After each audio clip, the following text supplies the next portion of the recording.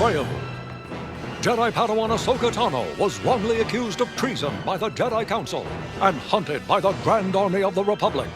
Believing his apprentice was innocent, Anakin Skywalker discovered the true villain was Ahsoka's close friend, Barriss Offee.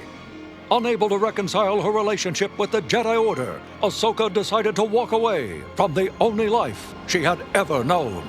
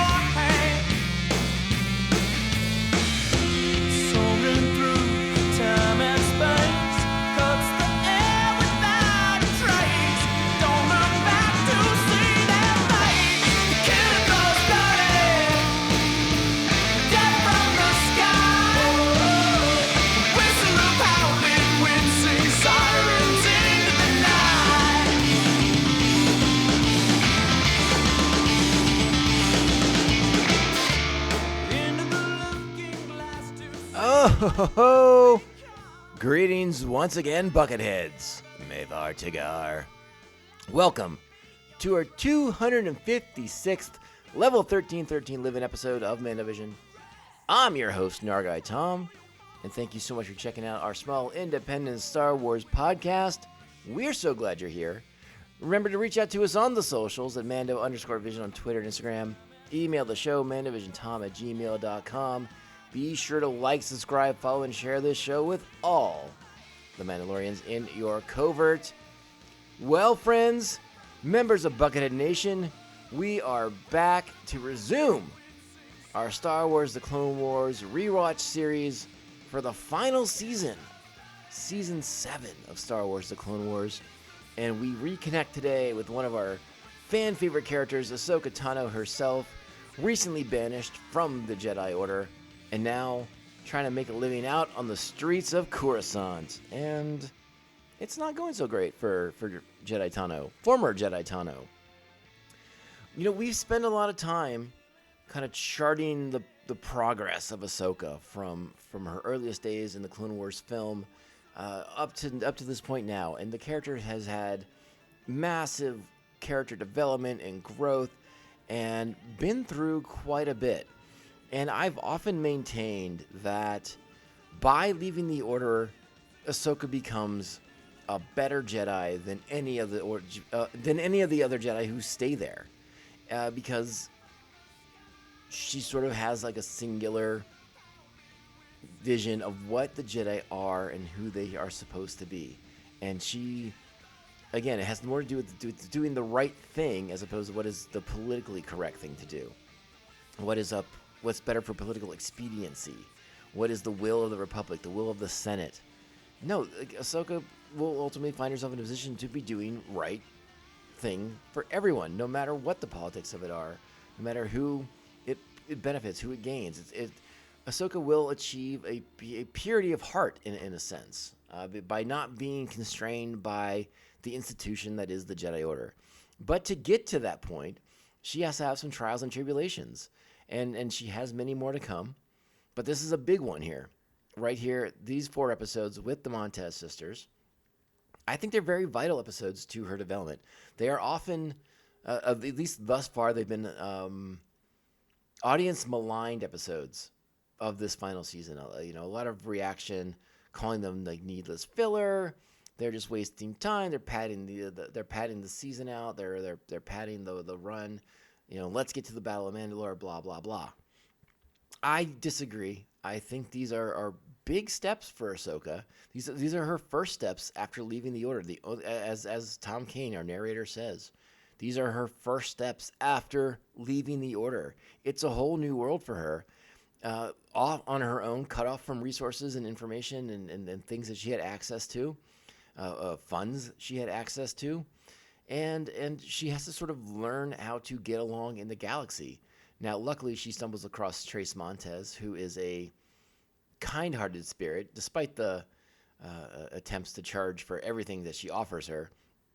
But it's someone that Ahsoka can form a connection to in a non-Jedi way for the first time, as Ahsoka tries to figure out her footing in a galaxy that's changing around her very, very rapidly.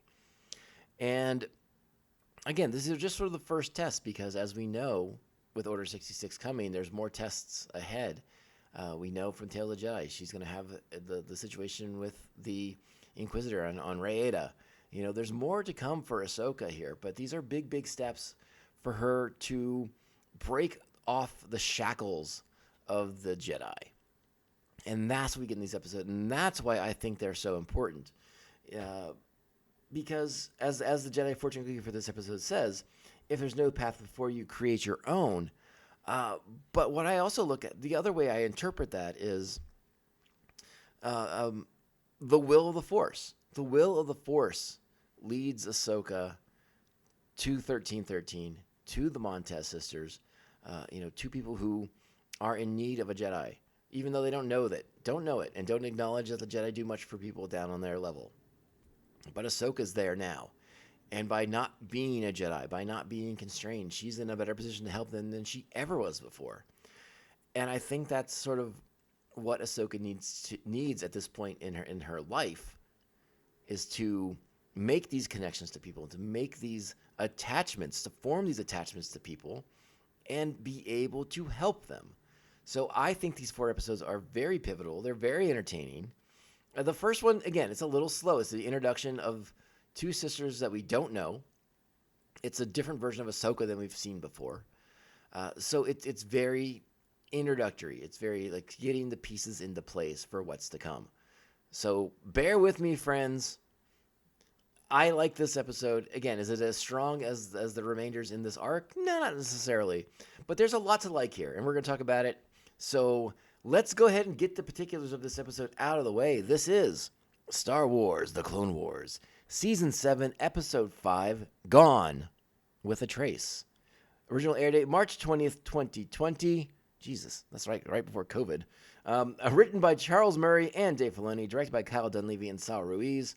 Our cast for this week's episode: Ashley Eckstein is Ahsoka Tano, Tom Kane is our narrator and the demolition droid, D. Bradley Baker is the driver and Loken, Bobby Moynihan is Pintu, Bridget Canales is Trace Martez, and Elizabeth Rodriguez is Rafa Martez. So, our plot for this week, get ready for another in-depth description. After leaving the Jedi Order, Ahsoka finds herself in the underworld of Coruscant, where she meets aspiring pilot Trace Martez. Enlisted by Trace's sister Rafa to help build dangerous droids, Ahsoka opts to keep her Jedi past a secret. So the Martez sisters are going to get into a lot of trouble in these next few episodes. Ahsoka is there to help, and I'm here for it. I really, really am. I like this arc. So let's go ahead. Let's get into it. Strap on your buckets. Let's go. I'm sorry. Who are you? I'm Trace. Ahsoka. As for your bike, you're in luck. You happened to crash onto one of the best repair shops on 1313. So, you're a mechanic? That I am. And I'd be glad to fix your bike. For a price. I can fix my own bike. I just need some tools. Have it your way. But the tools are still gonna cost you. I don't have much in the way of credits. Don't worry. Down here no one does. Come on. So we catch back up with Ahsoka riding a speeder, heading to the lower levels of Coruscant, not really sure her direction, where she's going to go. But again, I suspect very strongly that maybe unconsciously, subconsciously, she is following the will of the Force at this point, and it leads her down to 1313, a level we know LucasArts had big plans for with a new video game featuring Boba Fett, and they were going to do a whole thing with level 1313. And then Disney bought it, and they squashed it, and they killed LucasArts, and I'm still sad about that. But that doesn't mean they're not going to keep 1313 prominently featured in Star Wars: The Clone Wars, which is what they did here. And like a lot of the episodes here in Season 7, there was a plan for this arc in the initial run of episodes before Disney canceled Star Wars: The Clone Wars. Except the Martez sisters were not to be in it. So in the intervening years, a decision was made to change things around a little bit, and that's how we get Trace and Rafa Martez in this episode. Oh, excuse me, Martez. And I don't know. I like these characters. I think that the fan reaction to them was uncalled for. And I enjoyed the first chunk of this episode, kind of establishing Trace and Ahsoka developing a bond, building a friendship. And I like it. Again, Ahsoka is in a completely new world. You know, she is cut off from everything she knew before, and she's having to learn how to cope and deal and be a part of the real world again. And now she's sort of down here in 1313, completely disconnected from everything. In the sense that she can't connect with these people. She doesn't understand them, doesn't know the problems they're going through. You know, when she tells Trace that she lived above, it's like two different worlds, even though it's still Coruscant. Now, remember, Ahsoka did hide out on 1313 when she was on the run, so she has some experience there, but like now she's trying to get to know the people that are on this level here, and the way they have to scrap and fight and claw for every inch of existence on the galactic capital planet. This is crazy to her. And now she's about to hear from Trace, like, what people down here who are just trying to live their life and eke out an existence think of the Jedi above. And I really found this to be a telling a piece of dialogue that Trace lays down here, and Ahsoka's reaction to it. Obviously very defensive about the Jedi, but providing us with a little bit more context of just how removed from everyday life the Jedi have become. So check this out.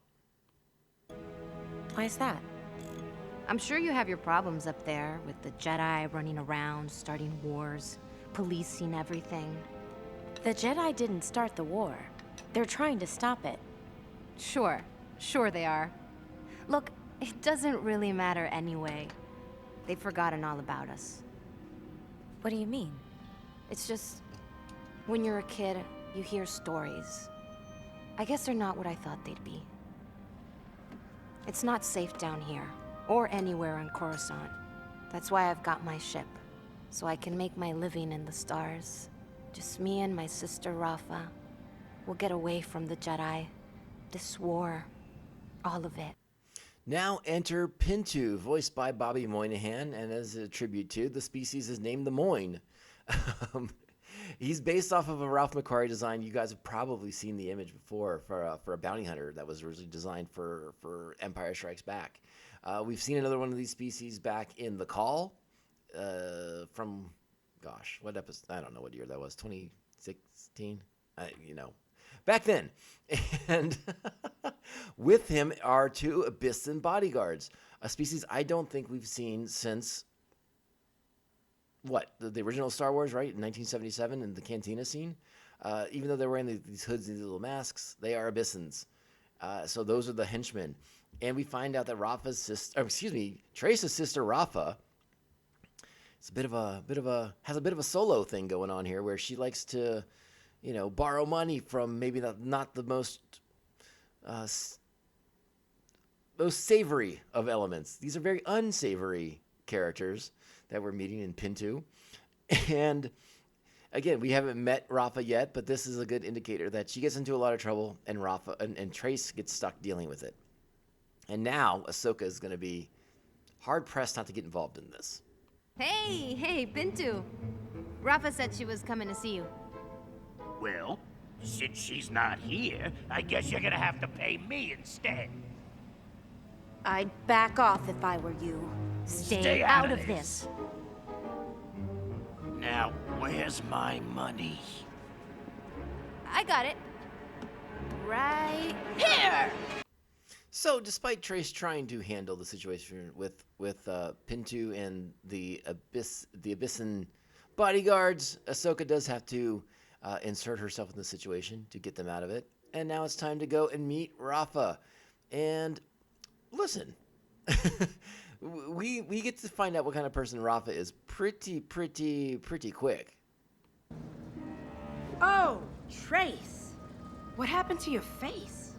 Pintu came by to get paid. You weren't there. You plan on paying him? I am. I got a big job coming through that'll make everything good for us. Is it legitimate this time? Or the usual job? Hey, what did I teach you?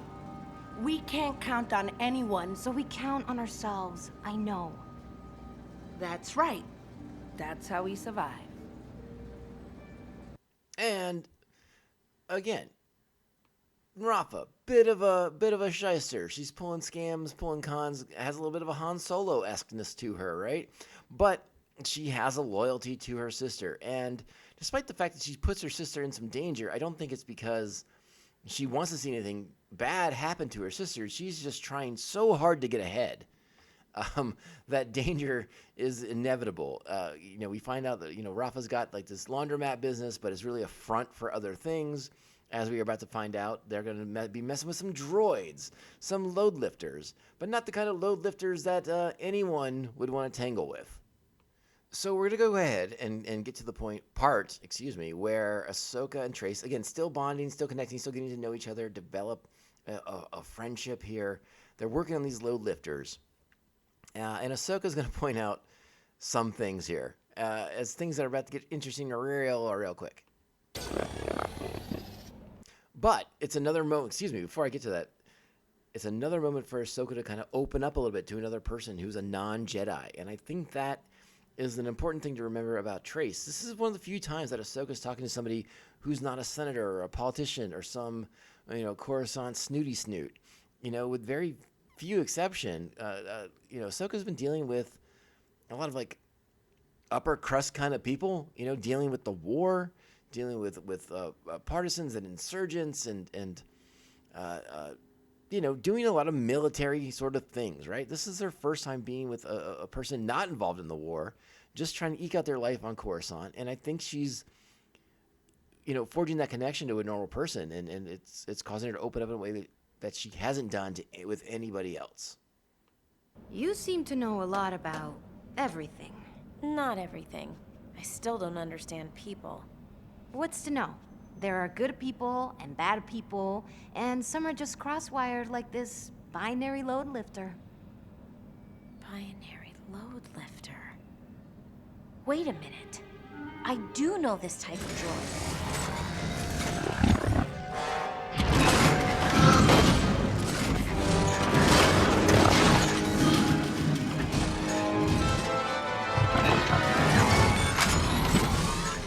Are you all right? Type 2 load lifters were a fraud. They were repurposed demolition droids prone to violence. Naturally. Well, good thing we put the restraining bolts on. Trace, the bolt! Oops. Guess they didn't get that bolt onto the third one who's about to go run amok on the streets of Coruscant level 1313. So what we get is what I think is a fairly fun pursuit as they chase after this Type 2 load lifter who's gone a little berserker mode across level 1313 in the lower levels of Coruscant. I love the way the load lifter moves around. I love the way it crawls and climbs the buildings. I love the damage that ensues, just smashing random speakers and chucking them around. And I love Trace and Ahsoka's attempt to get them back and get them under control. Meanwhile, Rafa's freaking out about the deal she's made, and that if they don't get this low lifter back, it's going to cost them more than basically they're going to lose money, right? And Rafa's all about trying to get ahead, get them in a better position to get out of 1313. That's Rafa's primary thing, and we'll get to talk a little bit more about Rafa in next week's episode, because Rafa makes a deal that Rafa should not have made. But in the meantime, again, Rafa's an interesting character to me because, again, she's trying her best to do right by her and her sister and get ahead, to make some profit and give them a better life. This is an admirable thing. It's just the way in which she goes about it and who she's choosing to conduct her business with that ultimately gets her and her sister usually into hot water. And now Ahsoka's there to kind of balance it out. and Ahsoka will really start to sort of assert herself a little bit more in that dynamic in the next episode. Again, Ahsoka's not trying to overstep in this one, but she recognizes the danger that these load lifters present, and it creates for an interesting back and forth between Ahsoka, Trace, and Rafa. I am not going to dismantle those droids. A deal is a deal. They could hurt someone. Honestly, not my problem. You don't know what those droids could be used for. They're dangerous. One tore apart the sector. Without a restraining bolt. Trace, did you put the bolt on all three? Yeah, but what if one comes off? Why is this a discussion? We all know. That you're new here.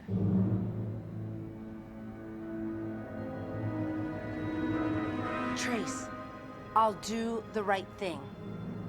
I'll meet you at the wharf, okay? Rafa, just be smart.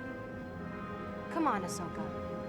So the question is, like, what's right to Rafa Martez, right? And Trace and Ahsoka are going to have an interesting conversation next up here at the wharf where they're waiting for Rafa, where Trace, is like, listen, I know my sister does, shady, sketchy things, but she's doing it to give us a better life, to improve the way we have to live. And Ahsoka asked the question, but at what cost? Which, is a valid question.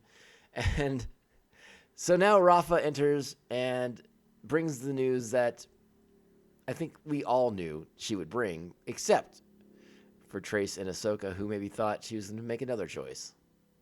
Did you tell that guy about the droids? Actually, I charged the Twi'lek double. You gave them back. You said be smart. Look, they weren't mine to keep. We don't build them, somebody else would. I don't give them back. That's more trouble for the Martez sisters. Rafa. I used the credits to pay off Pintu. If I didn't get the credits for those droids, they were gonna keep coming after us. Here's enough to buy new tools. That makes it worth it, right? I guess so. Stick with me, Trace.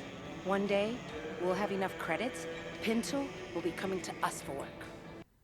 So very clearly, as we're about to find out, Ahsoka does not agree with this and begins to realize that the Martez sisters might be more trouble than they're worth. And much to Trace's chagrin, Ahsoka wants to get out of here. I better go finish my speeder. You're not sticking around? I think it's for the best. And we can only imagine that's because Ahsoka knows, like, she sees the writing on the wall here. The Martez sisters are headed for disaster. Rafa's going to get them into some kind of scheme that's way over their head, and they're both going to end up dead. So Ahsoka's initial reaction is to walk away from this situation as quickly, maybe speed walk is a better way to say it. Like, just get away from these two before they get her into any sort of trouble that she can't get herself out of as well. And it's a new take for Ahsoka because it's like somewhat selfish of her, because again, Rafa and Trace not heeding her warnings, but again, Ahsoka's in a weird place right now. She's not quite grasping this new world that she's in. She's thinking of herself, which is fair and a reasonable thing to do. But next week we'll get into why Ahsoka's going to stick around and sort of be, I don't want to say like a moral compass. That's not where I want to go. But she wants to start watching out for Trace. Like they have a bond, they have a connection. So walking away will be a lot harder for Ahsoka, even though she may want to, especially after what they get up to next week. But by and large, I think this episode is perfectly fine. I don't quite understand all the hate for it. I don't consider it filler. I don't consider it padding of the run of these final episodes. I think this is an important step in Ahsoka's journey, and she begins to understand that a little bit more clearly in the next episode. But this introduces our characters. This introduces who they are. This helps set up what is inevitably going to happen. Like these sisters are going to get into a situation they can't get out of without Ahsoka's assistance. And that's why it's good that Ahsoka's there. Again, the will of the Force. She may not have a purpose necessarily. She may not feel she has a purpose because she's not part of the Jedi Order any longer. But it doesn't mean that she's not connected to the Force. It doesn't mean she's not subconsciously following the will of the Force. You know, she ended up in this place for a reason, I do believe. And again, just because she's not a Jedi doesn't mean that she can't and won't come to the aid of people who need help. And that's why this episode, I think, is important. This arc is important. So I give the episode 7.5 buckets. Is that generous? Maybe. But I like it. It puts Ahsoka on a new path, and I'm here for it all day long. All right? Okay, Bucketheads, that's all I got to say about this one. We're going to get out of here. We're going to get ready for the next exciting installment of this arc. So be here for the next one. Odds are you're going to get 2 episodes this week and 2 episodes next week to get us through this arc and ready for Star Wars The Acolyte debuting on June 4th, which if that schedule holds, it means we're going to get episodes out day of. You know, it'll be midday, but we'll get episodes out day of for every episode of The Acolyte as it comes out, which I'm very, very excited about because the way we had to do the last show, I found a Bad Batch, I found to be very frustrating. Like 4 or 5 days later, did not like it at all. So Acolyte coming out on Tuesdays, I like that much more. That works for my schedule very, very well. All right, Bucketheads, I want you to go out there, keep being great Star Wars fans, make new Star Wars fans, get people to watch the Martez sisters. Maybe they'll connect with them in some way. You don't know. I don't know. Tell them about 1313. It's good stuff. Follow us on the socials at Mando_Vision, Twitter, Instagram. Email the show, mandovisiontom@gmail.com. Be sure to like, subscribe, follow, and share this show with all the Mandalorians in your covert. This is the Mandovision Podcast, and I am your host, Nargai Tom. Thank you so much for being here, and we'll catch up with you next week. But remember, this podcast can only end one way. This is the way. This is the way. This is the way. This is the way.